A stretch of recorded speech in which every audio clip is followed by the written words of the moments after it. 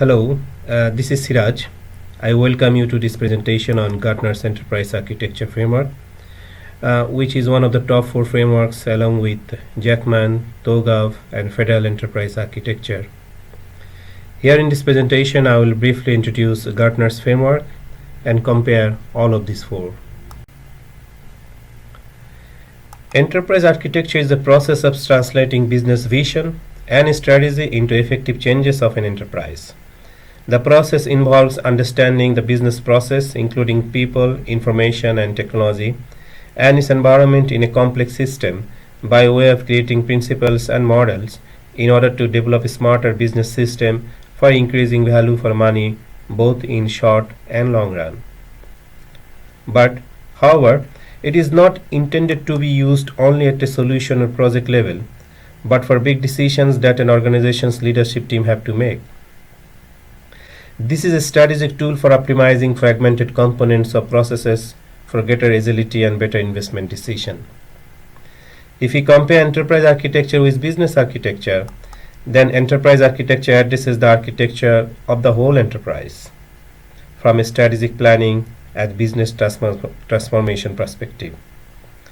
Business architecture is one of the first subdomains of enterprise architecture and addresses the specific architecture of the organization in terms of its business model, business functions, products, business services, roles and responsibilities, and so on.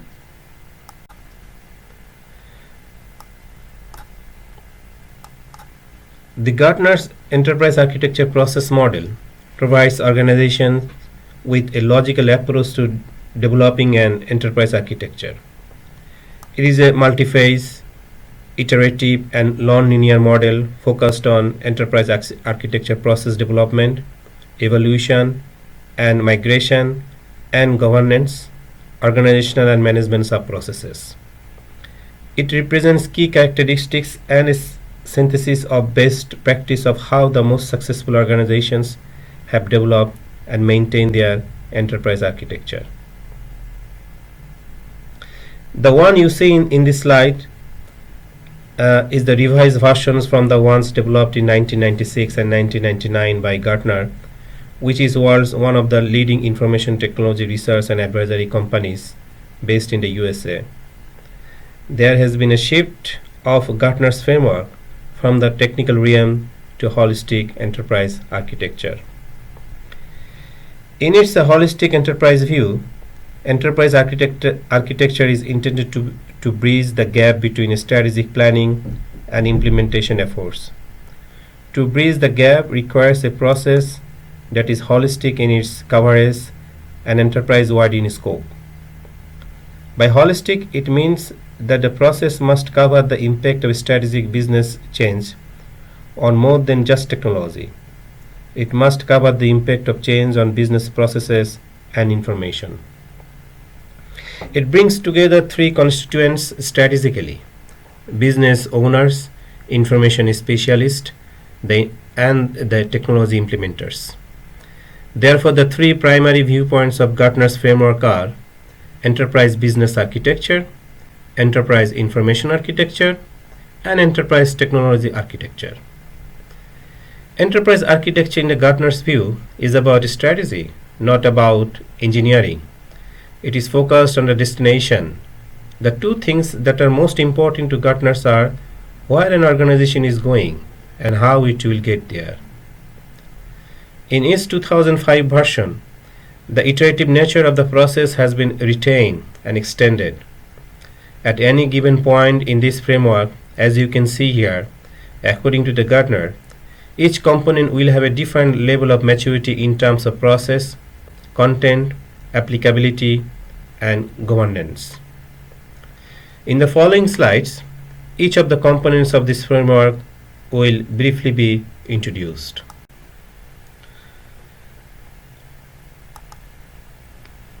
Every enterprise operates in the context of dynamic internal and external environmental conditions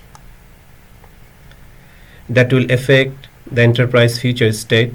Some examples of these conditions are economic climate, customer market demand, regulation and other legalities, geography, political conditions, culture, labor, and technology. Trends in these environmental conditions clearly influence business strategy, ensuring enterprise architectures and resultant development, procurement and operations. Environmental trends are often implied or are included tacitly with business strategy. However, these trends should be called out explicitly. Business strategy may include actions that change environmental conditions. However, strategy must often live with environmental constraints. Identify relevant environmental conditions is important to the business strategy and enterprise architecture future state development.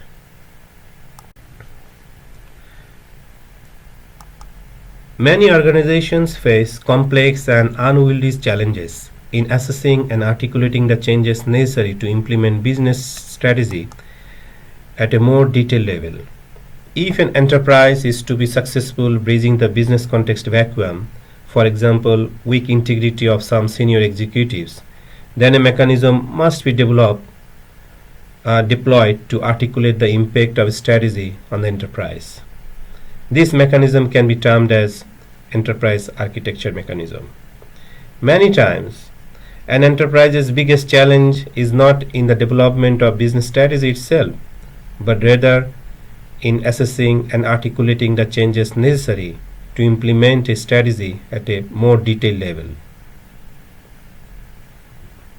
While the intent of architecture is to articulate the effect at a more detailed level on defined areas, the enterprise architecture process is dependent on some amount of business visioning at the enterprise level. One of the goals of business strategy is to strike a balance between long-term strategy and the strategies to be pursued as a result of a short-term opportunity.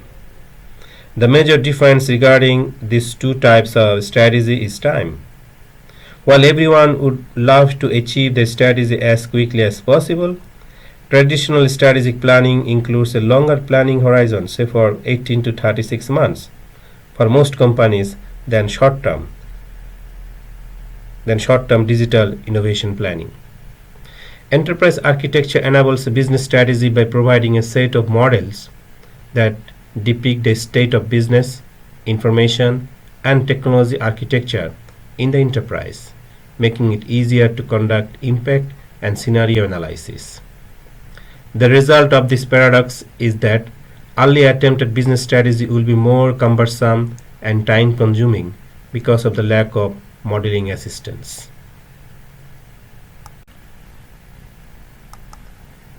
Enterprise architecture is intended to broadly influence and support investment decisions and organizational change. A properly resourced and well-run enterprise architecture program is essential to achieving and communicating the promised benefits. The architecture efforts must be properly scoped, resourced, and executed, and its goals and accomplishments must be communicated effectively. While the development of enterprise architecture artifacts such as principles, models, and standards usually garner most attention, this collection of enterprise architecture artifacts risks falling into disuse if the architecture effort is not properly organized and sustained. This phase in the process may appear to be a one-time effort at the beginning of an enterprise architecture program. While this is certainly required at the beginning of an enterprise architecture program, at least part of the phase must be repeated under some conditions. The enterprise architecture process must be performed in iterative fashion. As such, each iteration needs some portion of this organizational effort to be performed. In addition, a change in leadership or a significant organizational change may motivate the need to reorganize the architecture program. Activities in this phase of the architecture process include scoping the enterprise architecture program and the next iteration thereof in terms of breadth and depth, which is known as defining what is meant by enterprise, gaining executive sponsorship and support, conducting stakeholder analysis, identifying the enterprise architecture leader or chief architect, building and chartering the enterprise architecture team, which will own and facilitate the enterprise architecture process and establishing clear roles and responsibilities, assessing organizational readiness and enterprise architecture maturity, developing an initial communications plan, communicating the role of enterprise architecture and setting expectation of individuals participating in the process, establishing a plan for setting up a governance mechanism, and defining measures of success to articulate value delivered. A time box limit for each iteration through the enterprise architecture process model should be established at the beginning of that iteration. It should be no longer than one budget cycle, typically a year. Therefore, the enterprise architecture team must be prudent and pragmatic about what parts of the plan can be completed in each iteration to deliver measurable value.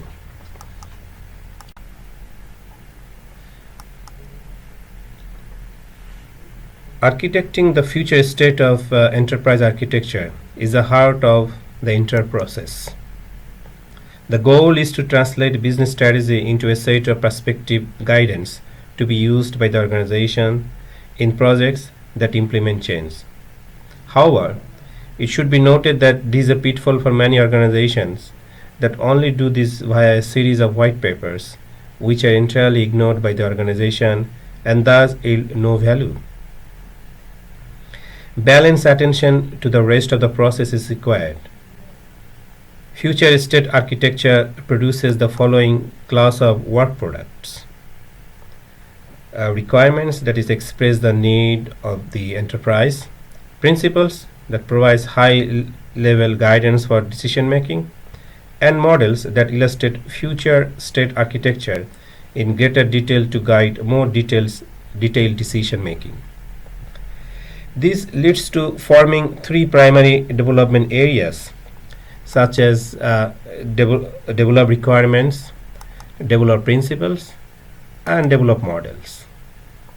The creative work of developing content across these areas is best done in conjunction with the Gartner Enterprise Architecture Framework, although it is compatible with any credible enterprise architecture framework.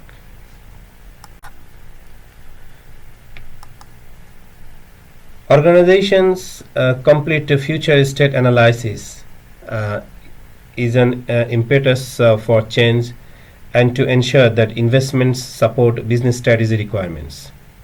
For every organization has an as-is or baseline architecture, regardless of whether it is documented.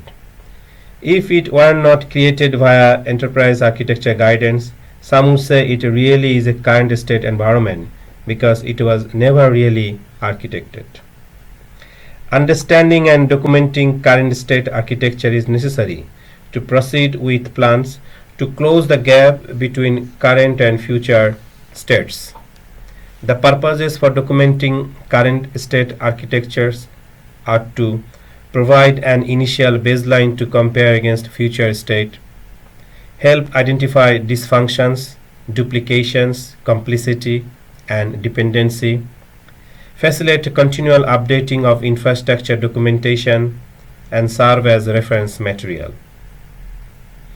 The list of prioritized future state initiatives and investment should be the guide for scoping the current state documentation exercise.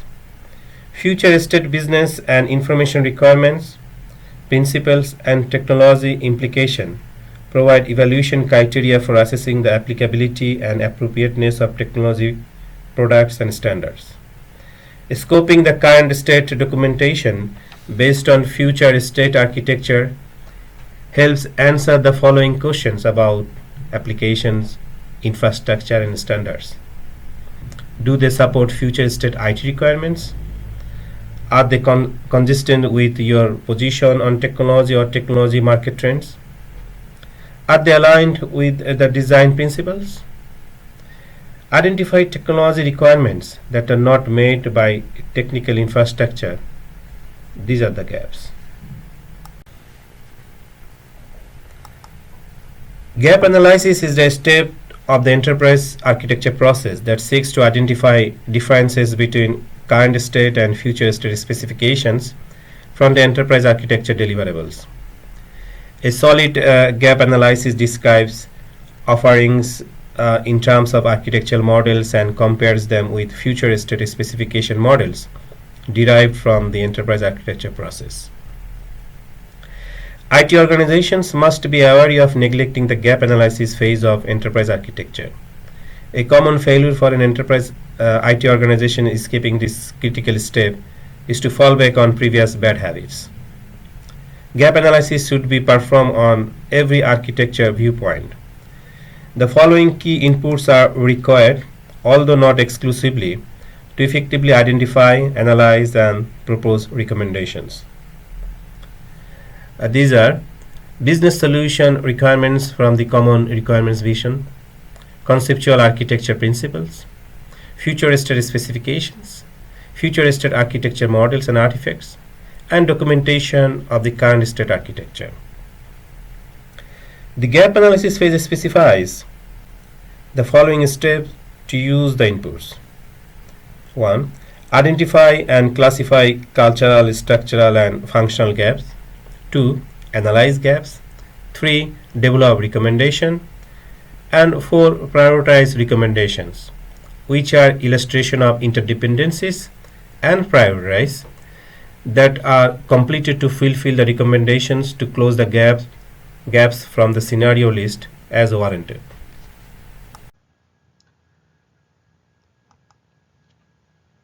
Governing refers to the process and organizational structure along with their associated input and decision rights that guide desirable enterprise behavior. There are several potential governance processes or touch points for enterprise architecture with other management discipline.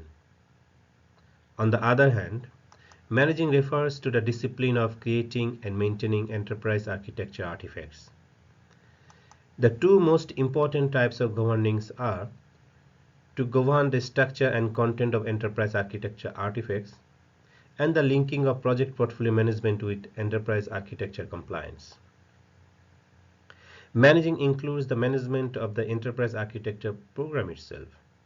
Each process iteration can be managed as a project, so this includes work associated with the project management activities. In addition to making governance decisions about enterprise architecture artifacts, the core enterprise architecture team must manage the enterprise architecture repository and its contents. In early stages of enterprise architecture development, the repository may be a simple file systems holding text, spreadsheets, and graphics. More advanced and detailed enterprise architecture may be managed with document management systems, modeling tools, or tools tailored specifically to enterprise architecture development. Finally, in this slide, a comparison of the top 4 enterprise architecture methodology will be presented. These methodologies, as you have been already acquainted through previous lectures, are Zachman, TOGAF, Federal Enterprise Architecture or FEA and Gartner. The Zachman framework is actually a taxonomy for organizing architectural artifacts. In other words, design of documents, specification, and models that takes into account both who the artifacts target, for example, business owner and builder, and what particular issues is being addressed, for example, data and functionality. The Open Group Architecture Framework is best known by its acronym TOGAF. It has 4 areas to discuss: business architecture, application architecture, data architecture, and technical architecture. TOGAF describes itself as a framework, but the most important part of TOGAF is the architecture development method, better known as ADM. The federal enterprise architecture is the most complete of all the methodologies discussed so far. It has both a comprehensive taxonomy like Zachman and an architectural process like TOGAF. FEA can be viewed as either a methodology for creating an enterprise architecture or the result of applying that process to a particular enterprise, namely the US government. The fourth one, the Gartner, is not a taxonomy like Zachman, a process like TOGAF, or a complete methodology like FEA. Instead, it is what can be defined as a practice. It is the enterprise architecture practice of one of the best-known IT research and consulting organizations in the world called Gartner. Let's go back to this table for comparison. As you have already seen, the leading enterprise architecture methodologies are very defined in their approaches. There is no one answer to this question on which one is best for your organization. According to Roger Sessions, the comparisons can be done through 12 criteria as listed here. However, please note that not all of these criteria might be relevant to your organization, and some might be more important than others. The subjective ratings of the ranks in this table are assigned as follows. 1 means does a very poor job in this area. 2 means does an inadequate job in this area. 3 means does an acceptable job in this area. And 4 means does a very good job in this area. The taxonomic completeness in this table refers to how well you can use the methodology to classify the various architectural artifacts. This is almost the entire focus of Zachman. None of the other methodologies focuses as much on this area. The process completeness refers to how fully the methodology guides you through a step-by-step process for creating an enterprise architecture. This is almost the entire focus of TOGAF with its architectural development method, ADM. Reference model guidance refers to how useful the methodology is in helping you to build a relevant set of reference models. This is almost the entire focus of FEA. TOGAF also provides supports. However, Rosa Sessions is less impressed with the TOGAF reference models. Practice guidance refers to how much the methodology helps you assimilate the mindset of enterprise architecture into your organization and develop a culture in which it is valued and used. This is a primary focus of Gartner's architectural practice. Maturity model refers to how much guidance the methodology gives you in assessing the effectiveness and maturity of different organizations within your enterprise in using enterprise architecture. Business focus refers to whether the methodology will focus on using technology to drive business value, in which business value is specifically defined as either reduced expenses and or increased income. Governance guidance refers to how much help the methodology will be in understanding and creating an effective governance models for enterprise architecture. Partitioning guidance refers to how well the methodology will guide you into effective autonomous partitions of the enterprise, which is an important approach to managing complexities. Prescriptive catalog refers to how well the methodology guides you in setting up a catalog of architectural assets that can be reused in future activities. Vendor neutrality refers to how likely you are to get locked into a specific consulting organization by adopting this methodology. A high rating here indicates low vendor lock-in. Information availability refers to the amount and quality of free or inexpensive information about this methodology.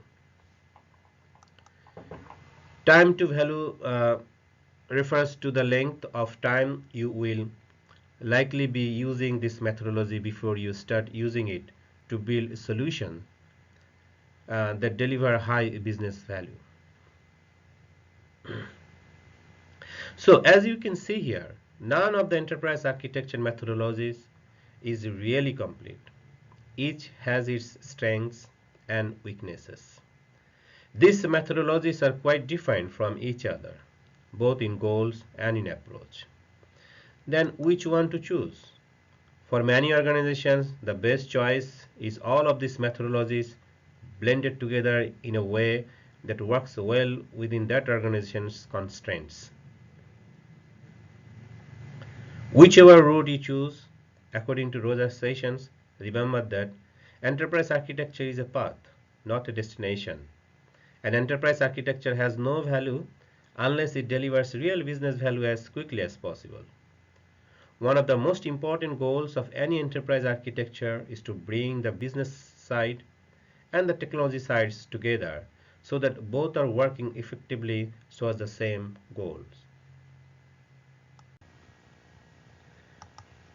So, thank you for being with this presentation. For any query, please email to me. And have a nice time.